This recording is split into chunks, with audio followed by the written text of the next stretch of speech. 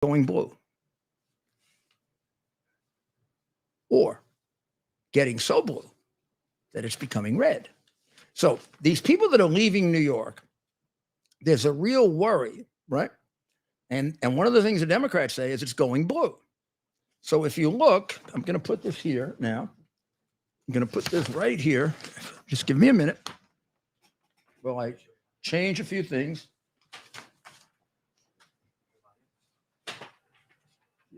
Give me a second as I change a few things here. Okay, do we have that? And do you see that? Can you see what I have there? Let's see if you can see what I have there. Otherwise, I can hold it up also as well. Bring it down a little. Turn, yeah, flip it up. Top of it goes towards the wall. Yep. How is it now? Good. Yeah, a little further down. How about that? You got it now? Okay. Good.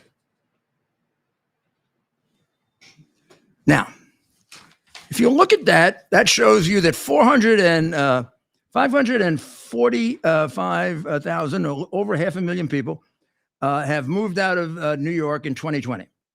And we can trace where they went. Some went to Florida. Most went, the plurality went to Florida, as you'd imagine, 91,201, which is why when I go to Palm Beach, I seem to feel like I'm in New York, to tell you the truth. Then Connecticut, believe it or not, just a state away, 50,670.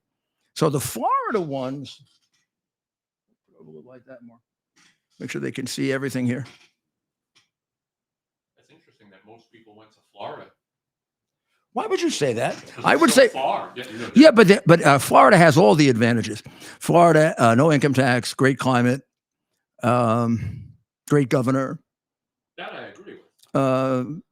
Very, very much improving schools. Believe it or not, as even in the last 5 years, the schools have improved tremendously. But they changed their jobs then too. They had to change. Connecticut, you could keep the same job, but the same climate and big taxes, better schools, less crime. So people who went to Connecticut, they're sort of like half fed up. People who went to Florida are like, oh boy, I'm finished with this. New Jersey, 75,000, so more to New Jersey than Connecticut, which again is a half measure because the taxes there are roughly the same as ours. The quality of life probably better. You would know that. You live in New Jersey, and particularly if you go in the interior. I mean, New Jersey gets judged a lot on the road from New York to Washington. The Jersey, which is all that, industrial and the airport and it smells but you start driving from let's say Newark to the border, to the Pennsylvania border. It's one of the most beautiful states in the country. Absolutely. And you go out to even Bedminster, where Trump's place is. It's gorgeous. Beautiful. And then you get further, the mountains are even bigger than that. And I should know because New York gets its water from the Delaware Water Gap, which goes right through New Jersey. We got to protect all that land. Once you get past West Orange, you're in the mountains. Yeah. 44,000 of Pennsylvania, which is interesting because Pennsylvania is a combination of all of those different things. Taxes not quite as bad. Quality of living better. If you don't end up in Philadelphia, you're probably not going to be. If you end up in Philadelphia, you might as well stay in New York. Philadelphia, a much higher per capita murder rate than New York. You know that? It's disgusting too. That's yeah. And New York is big enough so you can kind of get avenues of escape. Philadelphia, it's like really pressing in. Philadelphia's going to freaking implode. It's going to implode. And they've had their Soros DA much longer than we've had ours. And the crime, I mean, they set a record for murder 2 years ago. And they're not very far off from it this year. So Philadelphia would be a very poor choice. If you're going to leave New York, well, get the hell out. I mean, don't go to Philadelphia. Don't go to Chicago. Don't go to Baltimore. These are all places where you actually, for the people leaving New York because you're afraid, you actually got a much greater chance of being killed in the places I just told you. The murder rate in St. Louis is about 6 times per capita in New York. I mean, it isn't just more dangerous. It's much more dangerous. But if you pick the middle of Pennsylvania, my God, you're in God's country. Texas, 3,890. Now you're talking financial decision, quality of life, both Texas and Florida, no income tax. No income tax. Big reason. Big reason. You put Florida and Texas together, and it's almost double anybody else.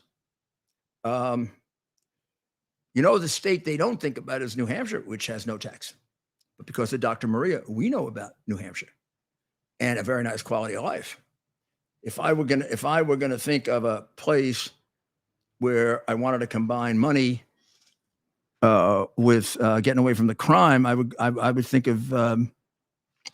definitely think of New Hampshire, which is right up there. Can you guys give me a chance to go back to that?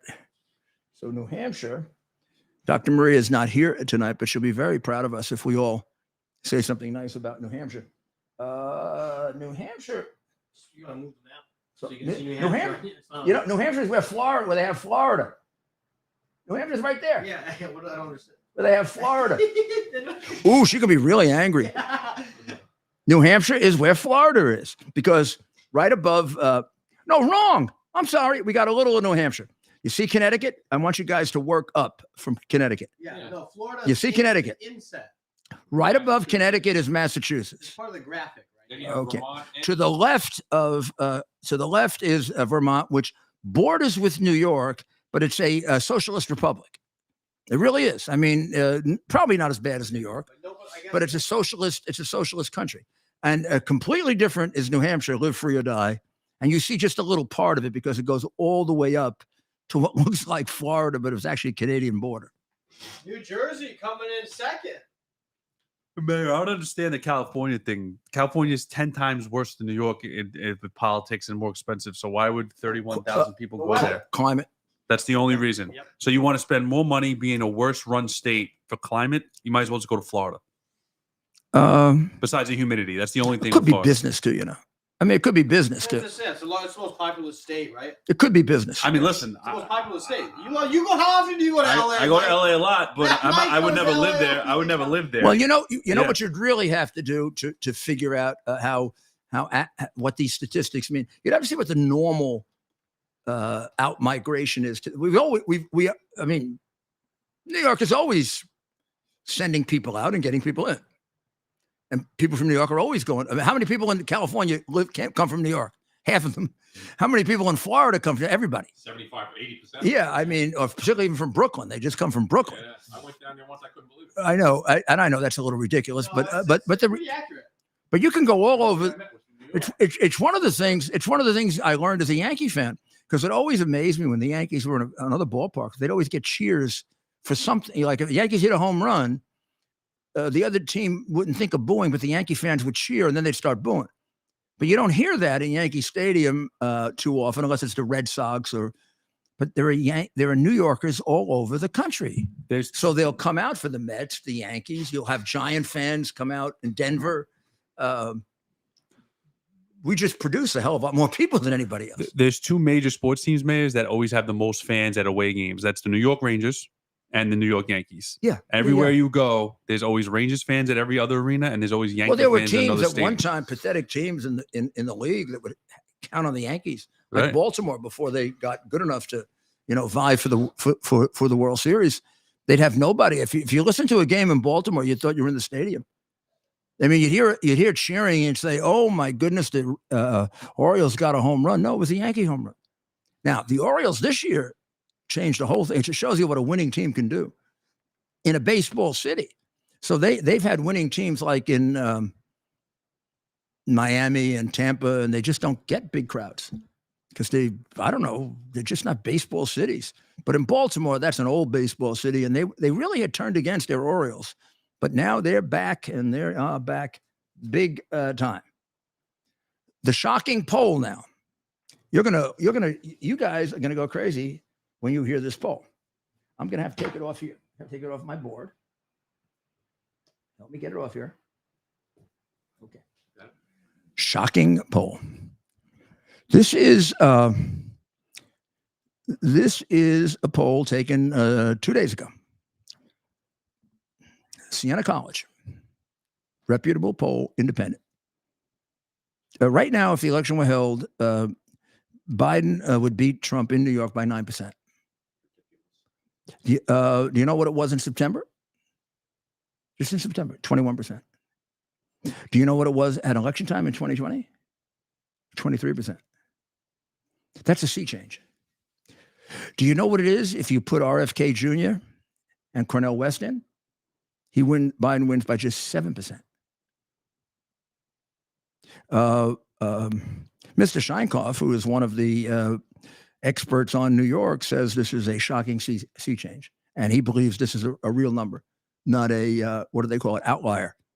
And he says this is a function of Hochul, Adams, and Biden. All of them. Because the New York problems are directly, I mean, there are really no New York problems that are not attributable to the Democrat Party. First of all, they have to be attributable to the Democratic Party because they've controlled this place now they've controlled New York State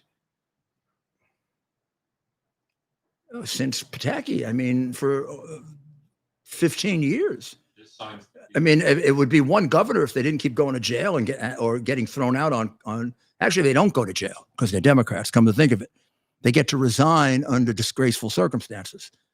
But Hochul, if she makes it,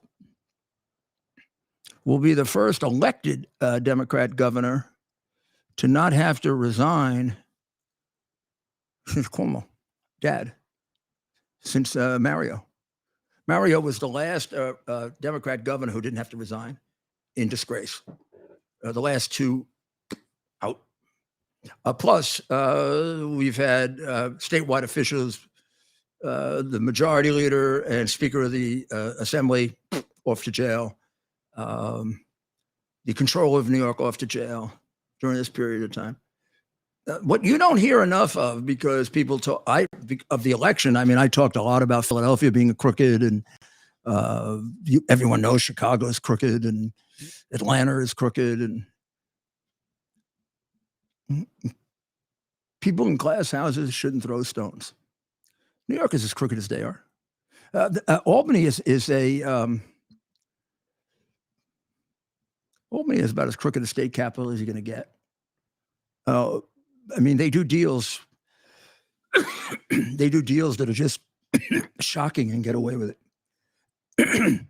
And the Republicans are what do they call somebody who becomes submissive, like as a submissive little slave or something? The Democrats are submissive. I mean, Democrats are submissive little beings in Albany, and they never stand up to corruption. For example, what about Hochul's deal where she got what was it, $600,000 campaign contribution and a $300,000 campaign contribution from a company she gave a $600,000 contract to. But it turns out that this was for COVID tests. Same number of COVID tests, same quality of COVID tests, same order. California paid $300,000 for. So what was the extra $300,000 for? A bribe. No. Would it surprise you they made a campaign contribution to her of $300,000? No. She funded her own campaign contribution, and she's still not in jail. And they are, and the halfwit in Manhattan, the non-American communist Soros criminal-loving DA is prosecuting Trump for doing something wrong with non-disclosure agreements that are 150 years old. I mean, James is going after him for not stating the value of his property correctly.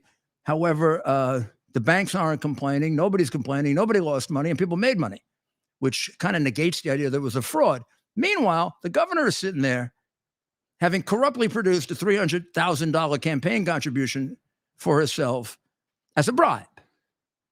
And nobody cares. Nobody even raises it anymore. Nobody even asks, is anyone investigating that? It's about as clear a bribe as Biden's 30.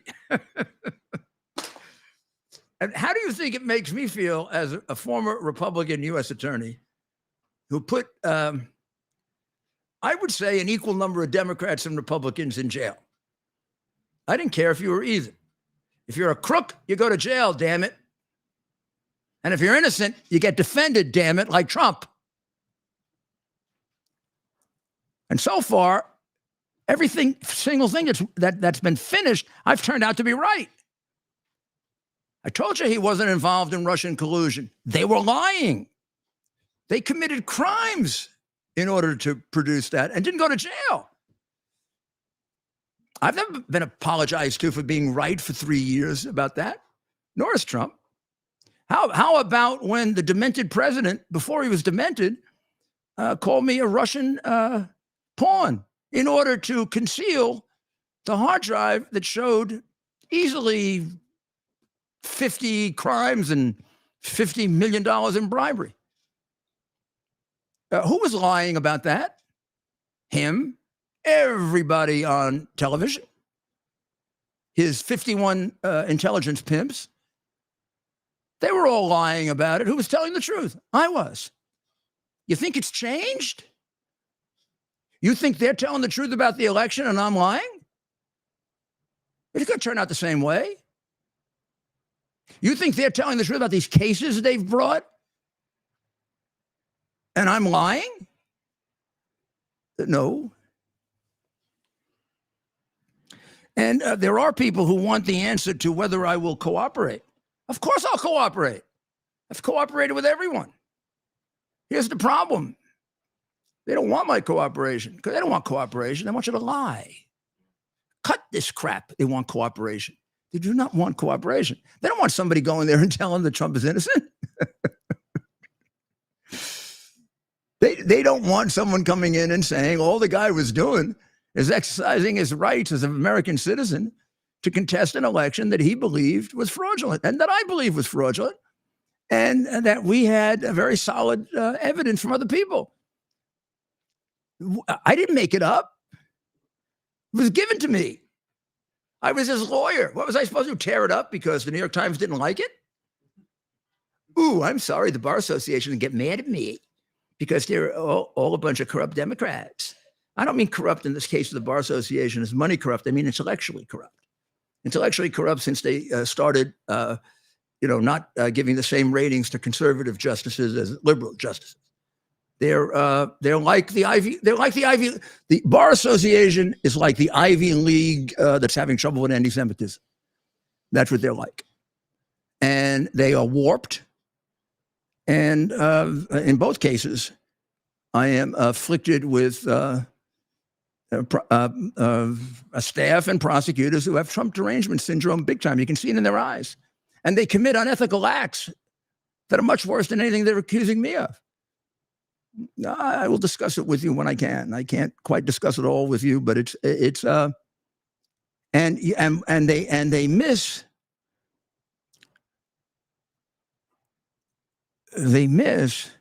the incredible damage being done to our beautiful profession, great profession, necessary profession. Not only do they miss it, they're creating it, which is the fear that they create in representing people. I never was moved very much by fear. I'm not trying to act brave or anything. I may be crazy. I don't know. People ask me, when you're a U.S. attorney and they threaten to kill you, no. And do these people, these bullies, the Bar Association and the judges and these Democratic bullies who, run this place like it's a communist enclave, which is what New York City is. Do they frighten you? No, they don't. They disgust me. They make me sad because I work so hard to clean this place up. They won't. I mean, I'm only going to say this because I'm going to say it like an objective observer. I was the greatest mayor any of these people ever saw. Now, there might have been greater mayors in the past, but I did, and the only one you could compare me to would be Koch, and God almighty, Koch had 2,000 murders a year. I mean, between me and Koch, there were about 7,000 lives that I saved, and about 500,000 people I took off welfare and put to work, and about 40,000 people I took off the streets who were homeless. My unemployment rate was half his. Welfare rate, 70% of his. The city of New York was never lauded the way it was under me, under Koch. It was never the example of urban renaissance as declared in 1998, 99, and 2000 by the national magazines. I reduced crime more than any mayor in the history of the city. Any mayor anywhere. I reduced welfare more than any mayor in the history of the city. And also without no one even close to the fact that not only did I reduce welfare, but 85% were working. So I would say objectively, and I have to say it because the Democrats won't, I was the greatest mayor in the history of the city, at least modern times. A hero of mine was LaGuardia. So I would never say I was greater than LaGuardia, but I think I was as great. Do they recognize me that way? No, they want to put me in jail until I die because I supported Trump. You want the real key to that? One of the two things happened at just about the same time. I supported Trump, and the FBI went and got my iCloud account and spied on it for 3 years without telling me, with a warrant that they haven't given me, which supposedly would have to have probable cause that I committed crimes. And then 5 years later, I had a report to a grand jury that there was no probable cause that I committed crimes. So you want me to think that this city under Democrats and this state and this country under Democrats is fair? That it isn't fascist? What I just described to you are fascist activities that I am personally aware of. There are thousands that I'm aware of.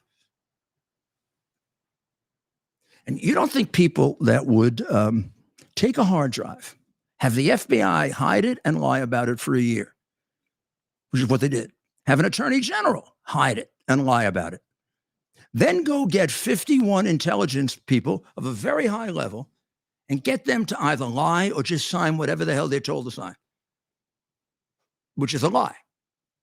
You don't think people like that are capable of stealing an election? Don't you think people that would pay $1.1 million for a phony dossier are capable of stealing an election?